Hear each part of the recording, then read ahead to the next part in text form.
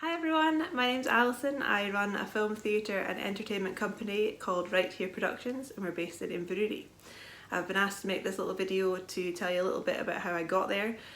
So from school I went to the University of Aberdeen and I studied English and film and visual culture.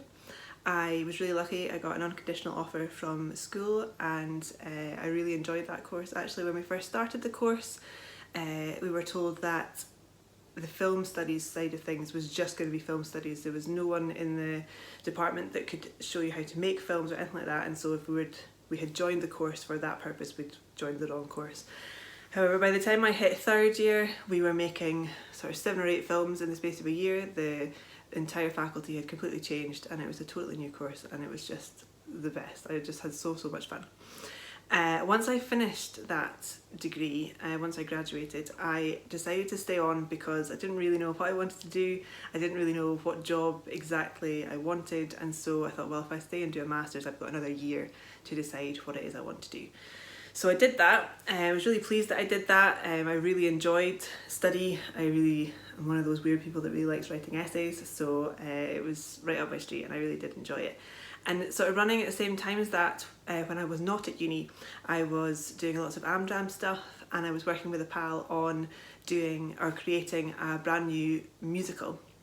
So we performed it, or my cast I should say, performed it in 2010 at the Lemon Tree, and then a slightly different cast went to Edinburgh to the Fringe the following year and performed as part of the Fringe Festival, which was an amazing experience. And so once we came home from Edinburgh that year, I thought, I wonder if I could make this a sort of going business, like a running business. And so I decided to set up Right Here Productions. Right Here Productions, the name came from one of the show's songs. The song was called Mr. Right Here.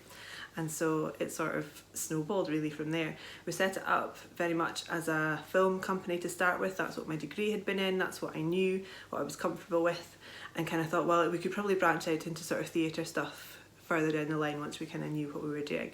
So we did all sorts of video productions. We filmed shows that were on at the Lemon Tree, HMT, all those other places.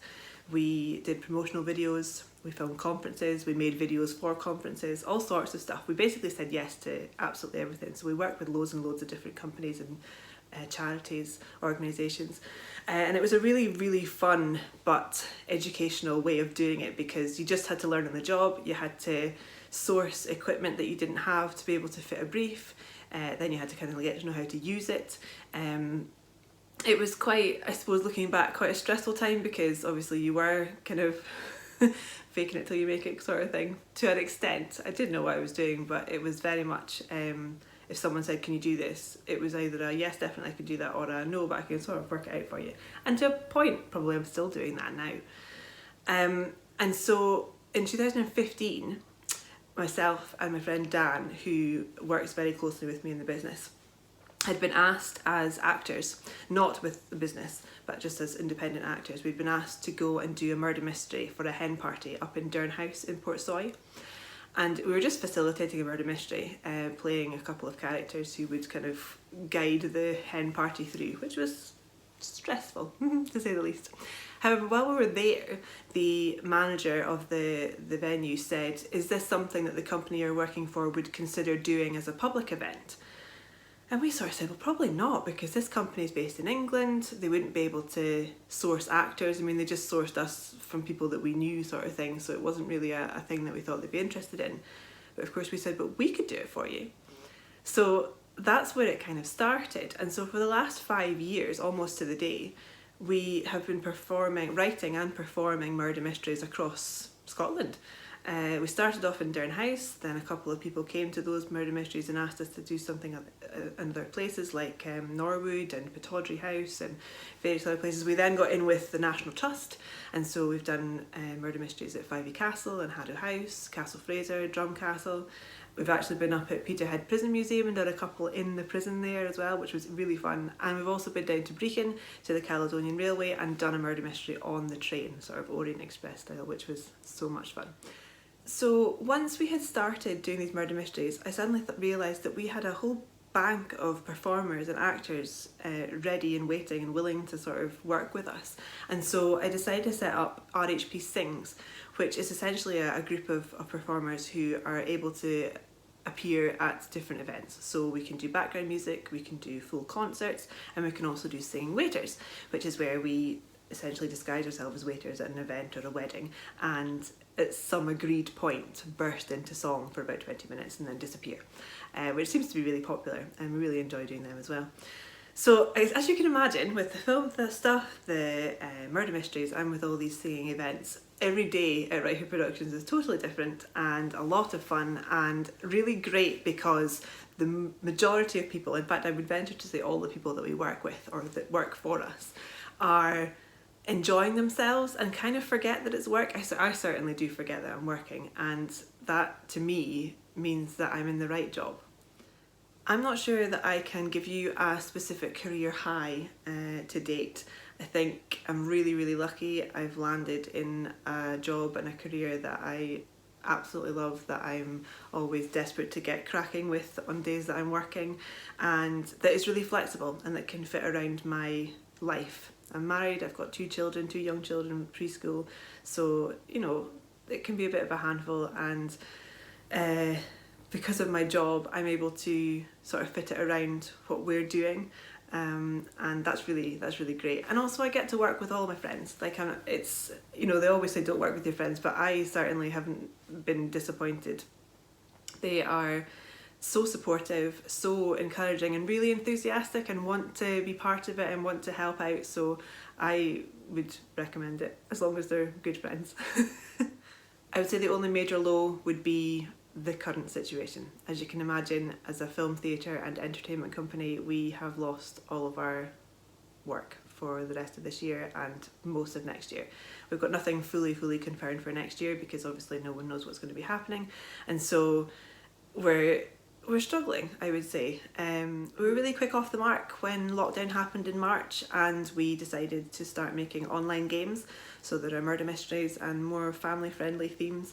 And we also started creating personalised singograms for people. So if you couldn't get to someone that you loved for their birthday or an anniversary or any other special occasion, then people could pick a song, tell us about that person, and we would rewrite the lyrics and create a music video to send to them to celebrate whatever it is.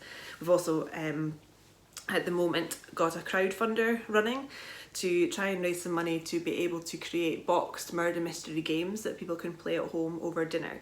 So the crowdfunder lasts till the 2nd of November, and the hope is that we'll make enough money to be able to create these games that will just be another source of income while we're not able to do what we would normally do. And the final thing that we're doing at the moment is running a virtual online murder mystery. So I'm not quite sure why I didn't think about this sooner, but we are planning on the 7th of November to run a virtual murder mystery where participants will be on Zoom, and so will the actors, and we'll run it as true to a live event as we possibly can, which could be challenging, but I have every faith in the actors that it's going to be a really fun night. Running your own business means that you need all the skills that you've been chatting about at school. Leadership, communication, teamwork, problem solving. You need all of those. I certainly have used all of them almost every day of my career. In terms of leadership, obviously being the head of the company, you need to be able to lead by example. You need to be able to have the confidence and the assertiveness that comes along with that. And I have struggled with that. I have to say that's not really in my nature. I would be quite happy to, for example, with the filmmaking stuff, stay behind the camera, stay quiet, just sort of let things happen. I do like to perform, but I'm playing a character, so obviously again that's totally different. And so as myself, I think that's been one of the things that I've really had to work on. To be able to keep the business running and be seen as the sort of head of the company and the person that people can come to be approachable and whatever else. That is really important. In terms of communication, I think I've always been pretty good at that. I do try and, as I say, be as approachable as I can to my actors, to any clients that would be interested in hiring us. And I think keeping lines of communication open just across the board in life is very important, but I think in business it is really important, because if you are easily contactable and people know that you're going to get back to them and that you're going to be positive and encouraging and whatever else, then they're going to want to work with you. That's really, really important. With regards to teamwork, I think that's really important in my job, because when you're in an acting troupe going out to a murder mystery, for example, someone needs to be the person to be answerable to the client and to the guests and whatever else, and I'm happy to be that person, but I think it's also important that I'm also seen as just part of the team, that there's no one person that's kind of in the front or taking the limelight, if you like, and so I think from my perspective that's the best example rather of teamwork and being able to sort of blend in with the group and let everyone have their chance to shine. Problem solving is massive when you run your own business, because you always run into problems. Even, you know, if you have something organised to an absolute T, something will go wrong.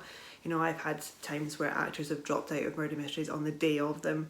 I've had clients get in touch with really bizarre questions that I have to kind of work my way around and kind of suggest ways out of. Just all kinds of things get thrown at you when you run your own business. All things get thrown at you in work anyway, but I think it's really important to be able to think on your feet, to be flexible, not to be too married to anything in particular, because that never works. Nothing ever comes out, certainly personally, nothing has ever come out of any job that we've ever done absolutely bang on what I was expecting. And that's the fun of it. That's why I do what I do, because it's a little bit unpredictable, it's a lot of improvisation, and it's a lot of fun. And that leads me on to my tips for working in the arts. I think it's all about being flexible. You obviously want to stay true to what you want to do and to you as a person. You want your work to reflect who you are, what you stand for, all of those really, really important things. But as this year has proven, you have to be willing to be flexible. You have to be willing to try something different, try something new.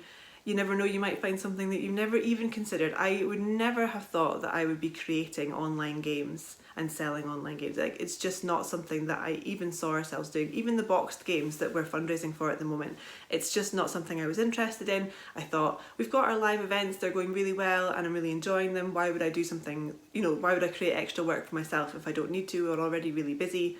Obviously now we're not busy, and so we had to think outside the box, and I'm really pleased that we have, because we've created new content and we've created an online presence that we've never had before, and that's really exciting and really encouraging for the future, because the future is entirely unknown, particularly now.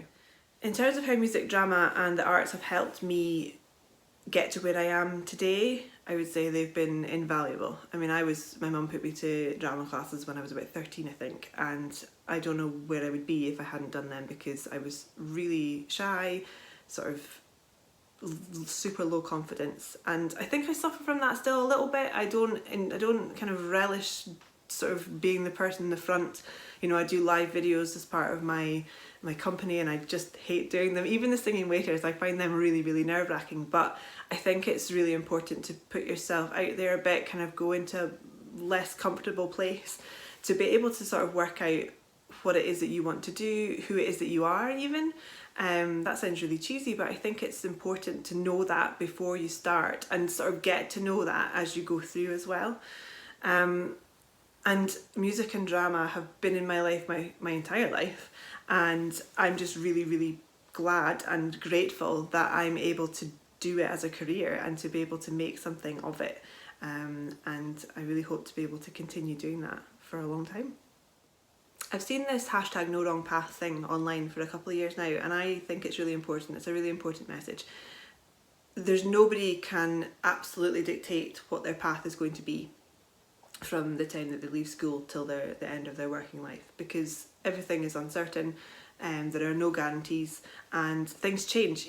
Like I said about my course, when I started my course, there was absolutely no chance of me making a film during my degree, and yet I think I made about 15 films in the space of a couple of years.